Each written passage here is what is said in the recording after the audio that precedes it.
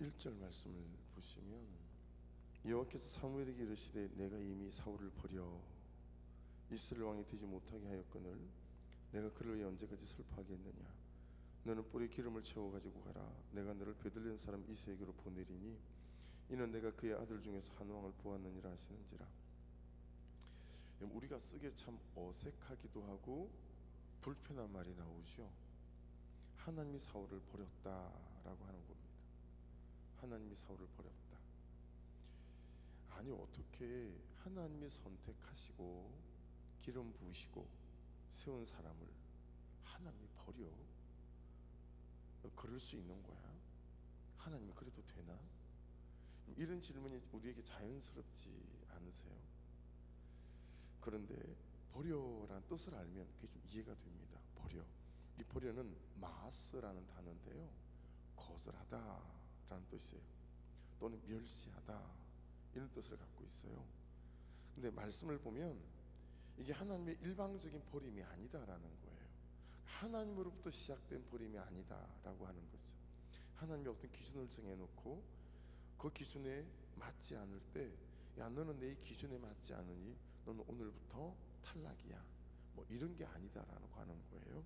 우리가 지금 봐왔던 말씀인데 사무엘서 한번 들어보십시오. 사무엘 8장 7절, 교티적 앞으로 가면 있긴 합니다만은, 여호와께서 사무엘에게 이르시되 백성이 내게 한 말을 다 들으라. 이는 그들이 너를 버림이 아니요 나를 버려 자기들의 왕이 되지 못하게 함이니라. 벌써 이스라엘 백성들이 하나님을 버렸죠. 그렇죠? 10장 19절입니다. 너희는 너희를 모든 재난과 고통 중에서 친히 구원하여 내신 너희의 하나님을 오늘 버리고 이르기를 우리 위에 왕을 세우라 하는도다. 그런즉 이제 너희 지파대로 1000명씩 여호와 앞에 나오라 하고, 15장 23절은 좀 더 직접적이에요. 이는 거역하는 것은 점치는 죄와 같고 완고한 것은 사신 우상에게 절하는 죄와 같음이라. 왕이 여호와의 말씀을 버렸으므로 여호와께서 왕을 버려 왕이 되지 못하게 하셨나이다 하니. 26절, 사무엘이 사울에게 이르되 나는 왕과 함께 돌아가지 아니하리니 이는 왕이 여호와의 말씀을 버렸으므로 여호와께서 왕을 버려 이스라엘 왕이 되지 못하게 하셨음이니이다 하고, 내가 하나님을 버리고 내가 말씀을 버릴 때, 내가 하나님을 거절하고 하나님의 말씀을 거절할 때 따라오는 자연적인 메커니즘, 기계적인 메커니즘을 말하는 거예요. 그게 뭐냐면 이 말씀이 나를 거절해가는 자연적인 결론이다 라고 하는 거예요. 하나님에 대한 나의 어떠함을 하나님께서 보시고 너는 안 되겠다, 너는 틀렸다, 그리고 나를 버리시는 게 아니라 내가 하나님의 말씀을 거절하는 순간 내가 내 발로 하나님의 은혜를 발로 걷어차고 나오는 것과 같다라고 하는 것입니다. 그러니 이것은 하나님의 사울의 버림이 아니고요, 사울의 하나님의 버림이다 라고 하는 것을 깨달을 수 있습니다. 그러니 내가 그를 위하여 언제까지 슬퍼하겠느냐, 이 말씀을 여러분 이렇게 적용해 보십시오. 너는 너 자신을 위하여 언제까지 슬퍼하겠느냐. 지금은 누구 탓을 하고 핑계거리를 찾고 원망하고 정죄할 때가 아니라 회개할 때다 라는 거죠. 하나님을 구하고 찾을 때다 라고 하는 거죠. 네. 여러분 14절로 한번 가보실게요. 여호와의 영이 사울에게서 떠나고 여호와께서 부리시는 악령이 그를, 인상 깊지 않습니까? 여호와께서 부리시는 악령이랍니다. 여호와께서 부리시는 악령이 그를 번뇌하게 한지라. 사울의 신하들이 그에게 이르되 보소서, 하나님께서 부리시는 악령이, 이게 오늘 3번 반복되거든요. 저 23절에 가시면 또 하나님께서 부리시는 악령이라는 말씀이 또 나와요. 그렇죠? 그렇게 번뇌하게 하온즉, 자 16절 보세요. 원하건대 우리 주께서는 당신 앞에서 모시는 신하들에게 명령하여 수금을 잘 타는 사람을 구하게 하소서. 하나님께서, 이게 또 나오네요. 그럼 4번이네요. 하나님께서 부리신 악령이 왕에게 이를 때에 그가 손으로 타면 왕이 나으시리다 하는지라. 여러분 이 장면을 보면서 야, 꼭 나네, 이런 생각 저는 절로 나오더라고요. 여러분 지금 회개해야 될 때 아니겠어요? 그런데 다른 방법을 찾아요. 여러분, 회개를 대체할 어떤 다른 방법이 있을까요? 근데 지금 하나님께서 부리시는 악령이라는 사실을 뻔히 알면서도 불구하고 회개할 때를 찾지 않는다라고 하는 거죠. 여러분, 이게 사무엘 선지자가 하나님께서 야, 내가 사울을 버렸으니까 이세 집으로 가봐봐. 거기 내가 보고 찾은 사람이 있거든. 거기에 기름을 부어서 차기 왕으로 세워. 그때 여러분, 사무엘 선지자가 벌벌 떨잖아요. 사울 왕이 틀림없이 그 사실을 하면 나를 죽일 겁니다. 이걸 보면 여러분, 이미 사울은 우리가 생각한 것보다 훨씬 더 진도가 많이 나가 있었던 것 같아요. 그렇죠?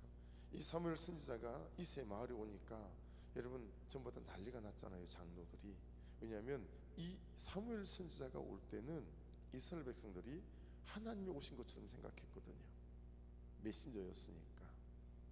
평안을 위해서 오셨어요.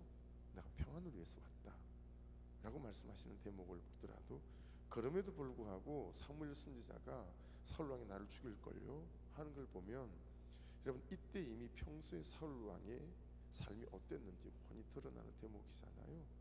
아니, 하나님께서 부르시는 악령이라는 사실을 누구나 알고 있으면 이 사건이 하나님께서 행하신 사건 같다 느낄 때 있으시죠? 바로 느끼거든요. 우리가 하나님의 영이 있는 사람들이기 때문에요. 이게 그냥 우연히 일어났겠다라는 사건도 있지만 이거 우연 아닌데 싶은 사건이 있어요.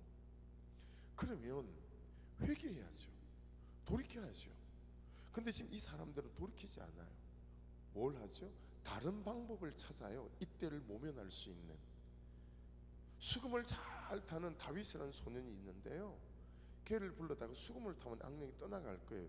이 여러분, 말도 안 되는 처방을 가지고 사울 왕이 살아가는 처지에 놓여 있어요. 이거 우리 얘기거든요.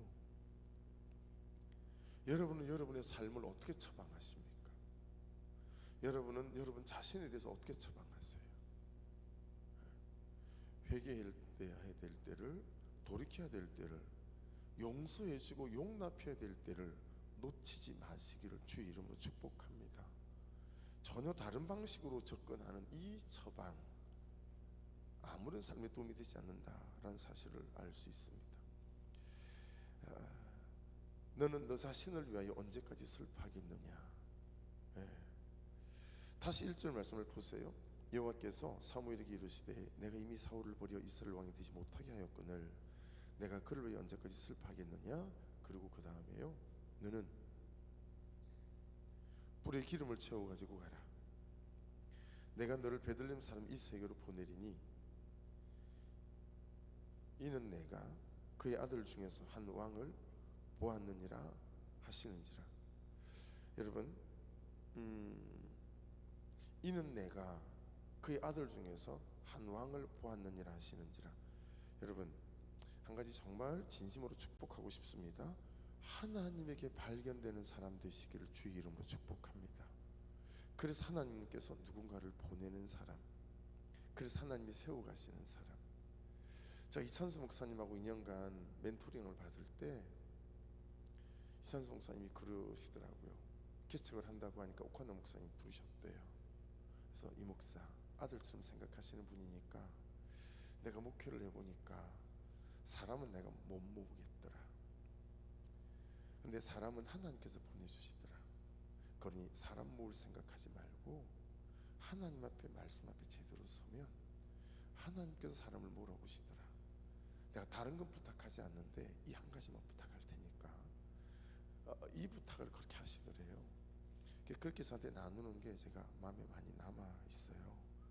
여러분, 하나님에게 발견되는 사람 되시기를 주의 이름으로 축복합니다. 어떤 구석에 있어도, 사람들이 생각할 때 정말 아무것도 아닌 자리에 있어도 하나님은 모든 사람을 발견하실 수 있습니다. 하나님에게 발견되는 사람, 그렇죠? 그래서 하나님께서 누군가를 보내는 사람, 그래서 하나님께서 세워 가시는 사람. 우리는 기복신앙에 너무 젖어서 이것도 결국은 기복적인 결론으로 받아들이시면 안 됩니다. 이 말씀의 초점은 하나님이 항상 나를 바라보고 계신다라고 하는 거예요. 그러니 사람에게 보이려고 사람에게 목매지 말고, 예, 해서 사람의 알아줌, 사람의 인정해 줌이 나의 존재 가치가 되어져서 사람의 인정이나 사람의 알아줌이 죽고 싶고 살고 싶은 기준이 되게 하지 말아라 라는 거죠. 사람 말고 하나님께 발견되는 사람이 되거라 라고 하는 것 아니겠어요? 자, 어떻게 하면 하나님께 발견되는 사람이 될까요? 익숙한 말씀을 여러분에게 소개할게요. 빌보드 3장 8절, 또한 모든 것을 해로 여김은 내 주 그리스도를 아는 지식이 가장 고상하기 때문이라. 내가 그를 위하여 첫째 모든 것을 잃어버리고, 둘째 모든 것을, 이건 제가 집어넣은 겁니다. 모든 것을 잃어버리고 모든 것을 배설물로 여김은 그리스도를 얻고, 새겨 들어보십시오. 9절, 그 안에서 발견되려 함이니. 하나님께서 하나님에게 발견되려 하려면 모든 것을 잃어버리고 모든 것을 배설물로 여길 때, 그래서 그리스도를 얻게 될 때, 내가 가진 의는 율법에서 난 것이 아니요 오직 그리스도를 믿음으로 말미암은 것이니 곧 믿음으로 하나님께로서 난 의라. 여러분, 예수 그리스도를 믿음으로 살 때 하나님께 발견되는 사람이 될 수 있습니다. 할렐루야. 다른 것 말고, 다른 기준 말고, 안 될 것 같고 어려울 것 같아도 예수 그리스도를 믿는 그 믿음으로 서 있는 사람, 그 믿음을 붙잡고 현실과 씨름하는 사람, 그 사람이 하나님에게 발견되었습니다. 그래서 오늘 7절을 보세요. 여호와께서 사무엘에게 이르시되 그의 용모와 키를 보지 말라. 내가 이미 그를 버렸노라. 내가 보는 것은 사람과 같지 아니하니 사람은 외모를 보거니와 나 여호와는 중심을 보느니라 하시느니라. 그럼 6절은 누구 얘기죠? 엘리압 얘기죠. 이세 제일 큰 아들 딱 보는 순간, 와, 누가 봐도요 훤칠한 키에 잘생긴 얼굴에 그냥 기품이 딱 나오는 거예요. 야, 쟤구나. 그런데 하나님께서 아니 라고 말씀하세요. 우리의 대부분의 삶은 사람에게 발견되려고 용을 쓰려는 삶이죠. 저에게, 우리 성도들에게 가득 채워진 거예요. 이게 사람에게 발견되려고 하는 거. 여러분, 참 다른 분들이 볼 때는 아이고 이렇게 보겠지만, 혹시라도 이만한 교회에 새로 이전한 거, 여러분 개척해서 교회를 세우고 하는 목사님들은 부러워할 대목이 되지 않겠어요? 그래서 여러분, 제가 혹시라도 교만할까봐 제가 요즘 하는 게 뭔지 아세요? 하루에 겸손을 10번씩 쓰는 거예요. 근데 한국말로 쓰면 심상하니까 겸손을 영어로 10번 쓰고, 다른 외국어를 배워요. 중국어로 10번 쓰고, 듣지도 보지 못한 나라, 요즘 구글 번역기 두드리면 다 나와요. 겸손이 하루에 10번씩 써요. 혹시라도 주제 넘은 말과 주제 넘은 짓을 할까봐. 여러분, 우리는 대부분 사람들에게 발견되려고 너무 용을 써요. 그렇죠? 용모 마르에라는 단어에 지금 거기 7절에 용모와 키를 보니, 용모 마르에, 이건 외관, 모양 이런 거예요. 좋은 옷을 입어야 좋은 사람 되는 거 아니잖아요. 그렇죠? 키는 코마라는 단어예요. 높음이란 뜻이에요. 그 사람의 사회적 위치, 배움의 정도, 가방끈 긴 거, 그런 거 보지 않는데요. 하나님은 외모도 안 보고 가방끈 긴 것도 보지 않는다는 거예요. 그리고 우리 교회도 여러분, 가방끈 긴 사람이 목자가 되고 장로가 될 일은 절대 없을 겁니다. 네. 외모는 아인이란 뜻이에요. 이건 창세기 3장에 나오는 선악과를 봤을 때 아담이 참 보암직하고 참 먹음직스러운데 이런 거거든요. 그런 거 아니라는 거예요. 하나님은 그거 아니다라는 거예요. 그러면서 여러분, 하나님께서 방법을 주시죠. 2절로 넘어가 볼게요. 사무엘이 이르되 내가 어찌 갈 수 있으리까? 사울이 들으면 나를 죽이리라 하니 여호와께서 이르시되 너는 암송아지를 끌고 와서 말하기를 내가 여호와께 제사를 드리러 왔다 하고, 3절, 이새를 제사에 청하라. 내가 내게 행할 일을 가르치리니 내가 내게 알게 하는 자에게 나를 위하여 기름을 부을지니라. 여러분 잘 보시면 하나님도 사람이 필요하세요. 그렇죠? 너무너무 사람을 찾으세요. 여러분 중요한 대목이라고 생각해요. 하나님이 너무너무 사람을 찾으세요. 하나님 마음이 아픈 사람을 너무너무 찾으세요. 그렇죠? 그래서 하나님도 맨날 사람을 찾아다니시는 거예요. 그런데요, 우리가 이렇게 말씀에 순종하게 살고 하나님께 헌신하고 살면 하나님께 발견되고 하나님께서 나를 쓰신다, 이런 기복적인 결론이 성경에 안 맞는 이유는 3절 나를 위하여 기름을 부을지니라 그러시죠. 하나님의 나라를 위하여, 하나님의 계획을 위하여, 하나님의 비전과 뜻을 위하여 하나님께서 사람을 세우시는 거죠. 그러니 사람 세상에서는 작은 일, 큰 일이 따로 있죠. 좋아 보이는 일, 나빠 보이는 일이 따로 있죠. 중요한 일, 안 중요한 일이 따로 있죠. 하지만 하나님 나라에서는 작은 일, 큰 일이 따로 없어요. 하나님, 오늘 제가 기름 부으심을 받은 남편이 되게 하소서. 이게 오늘 우리의 기도의 제목이야죠. 하나님, 오늘 저의 하루가 기름 부으심을 받은 하루가 되게 하소서. 하나님, 제가 기름 부으심을 받은 아내가 되게 하소서.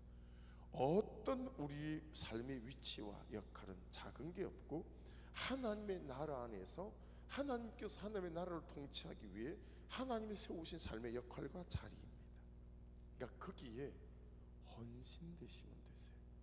아내의 자리에 헌신하는 아내, 부모님의 자리에 헌신하는 부모, 자식의 자리에 헌신하는 자식, 이거 되면 되죠. 그러면 그 사람들을 하나님께서 보시고 하나님께서 쓰신다라는 말씀이 이제 나옵니다. 어디로 뚝 뛰어넘어가 보시냐면 11절 12절을 볼게요. 또 사무엘이 이새에게 이르되 내 아들들이 다 여기 있느냐? 이새가 이르되 아직 망대가 남았는데 그는 양을 지키나이다. 밑줄입니다. 그는 양 지키는 그냥 양치기예요, 여러분.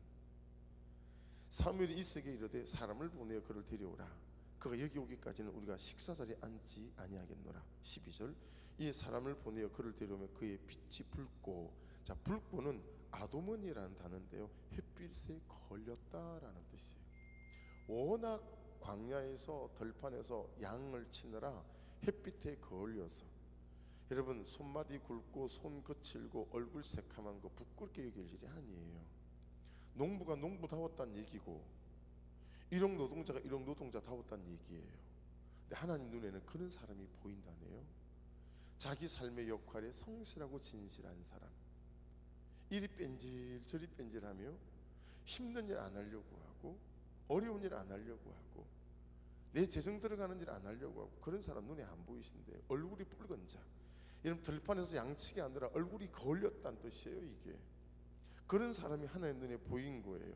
눈이 빼어나고, 여러분 이게 야페란 단어에 빼어나고, 이거는 깨끗한 이 뜻이에요. 눈이 잘생겼다라는 뜻이 아니라, 여러분 눈이 깨끗한 건 어떤 상징적인 의미가 있어요? 그의 마음과 삶에 순전함이 있다라는 거예요. 여러분 사무엘 선지자가 왔대요. 아들들을 다 불러 모았어요. 근데 엘리압이 오더니 야, 형 갔다 올 테니까 내 양 맡고 있어. 토끼도 오더니 내 양 맡고 있어. 그런데도 그 형들의 양을 다 맡아서 여러분 먹이고 있을 만큼 다윗은 그의 중심과 삶의 태도가 어땠다는 얘기인지 아시겠죠? 여러분 이만큼이라도 하나님을 위하여, 다른 사람을 위하여, 영혼을 위하여 사는 사람은 하나님께서 단 하나도 놓치지 않고 보시고 계산하실 때가 있을 줄 믿습니다. 언제든지 계산서는 날아와요. 잘못 사면 잘못 사는 대로 계산서 날아오고, 섬기면 섬기는 대로 계산서 날아옵니다. 그렇죠? 얼굴이 아름답더라, 이 아름답더라도 잘생겼다라는 뜻 아닙니다. 토부, 선하더라라는 뜻입니다. 참 선하더라, 그의 마음과 삶이, 그 뜻입니다.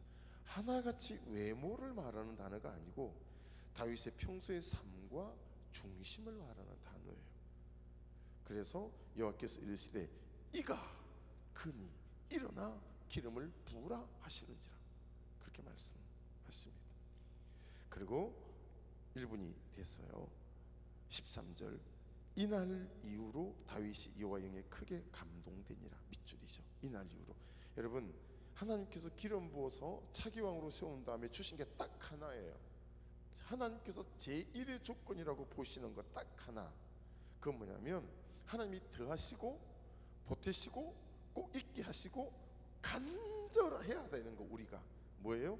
여호와 영에 감동되는 거예요. 여호와 영에 크게 그날부터 감동됐대요. 이것보다 중요한 게 없대요. 여러분과 저를 하나님께서 이미 세우셨어요. 각자의 삶의 자리와 역할에. 그렇죠? 크게 보면 저도 여러분도 다 그리스도인이고, 저는 그냥 목사라는 역할 속에 서 있고, 여러분은 집사님, 또 목자님, 부목자, 권사님, 안수 집사님 이런 위치에 있어요. 그렇죠? 여러분에게 저게 가장 중요한 게 뭐냐면 여호와 영에 감동되는 거예요. 할렐루야. 그것보다 크고 중요한 게 없어서 다윗에게 기름 부으신 다음에 하나님 여호와 영에 크게 감동되게 하시죠. 예. 근데 그 14절 보시면 그 반대의 결과가 딱 나와요. 14절을 보세요. 여호와 영이 사울에게서 떠나고 여호와께서 부르신 악령이 그를 번뇌하게 한지라. 예. 오늘 이 말씀이 저와 여러분에게 잘 깨닫는 은혜가 있기를 바랍니다. 우리 벌써 3분이에요. 기도하십시다. 오늘 말씀 붙잡고 아버지 하나님, 이 새벽에도 여호와 영에 크게 감동되는 인생 되게 하시고, 제발 사람이 알아주는 거, 사람이 인정해주는 크게 목을 매지 않게 도와주시고, 그것 때문에 웃었다 하지 않게 도와주시고, 아버지 오직 하나님 보시기에 합당한 사람 되도록, 아버지 하나님께 발견되고 싶어서 바울 사도가 모든 것을 버렸다라고 고백하는 것처럼 우리에게도 그런 은혜가 있게 도와주셔서 하나님께 발견되어지는 인생으로 세워져 갈 수 있도록, 얼굴이 열심히 사느라 붉게 걸리기도 하고, 아내의 자리 열심히 사느라, 남편의 자리 열심히 사느라, 아버지 거기에서 참 하나님께 발견되어져 가는 그런 한 사람 한 사람 되게 하여 주옵소서. 그렇게 기도하시고, 하나님 우리 구성전이 속히 매매될 수 있도록 간섭해 주시고, 우리 박흥수 집사님 또 문희 형제 위에 특별한 은혜로 아버지 고침의 역사들이, 또 구속의 은총이 구속사의 때가 될 수 있도록 간섭하여 주시옵소서. 또 기도 부탁드리고, 우리 교육자들을 위해서도 기도 부탁드립니다. 중고등 목사님 하나님 사랑하고 영혼 사랑하고 말씀 사랑하는 분으로 아버지 허락하시고 보내주시옵소서. 우리 주여 한번 부르고 같이 기도 시작하십시다. 주여. 아버지 감사합니다.